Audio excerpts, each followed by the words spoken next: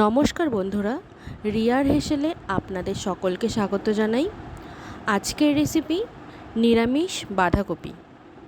প্রথমে বাঁধাকপিটাকে কেটে ভালো মতো ধুয়ে নিয়েছি। অন্যদিকে টমেটো, কাঁচা লঙ্কা ও সামান্য পরিমাণ আদা ঘষে নিয়েছি এবং ডুমো ডুমো করে আলুও কেটে নিয়েছি।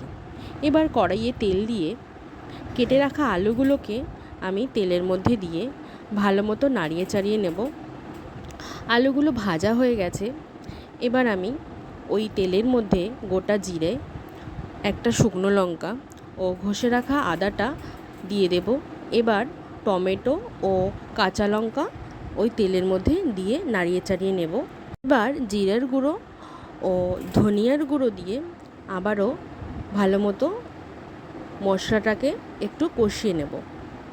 এই পর্যায়ে আমরা কেটে রাখা বাঁধাকপিটাকে ওই মশলাটার মধ্যে দিয়ে সব কিছু একসাথে মিশিয়ে নেব এবং হলুদ গুঁড়ো ও স্বাদ অনুযায়ী লবণ দিয়ে আবারও সুন্দরভাবে মশলাটার সাথে বাঁধাকপিটাকে ভালো মতো মিশিয়ে নিয়ে ভেজে রাখা আলুটাকেও এর মধ্যে দিয়ে দেব।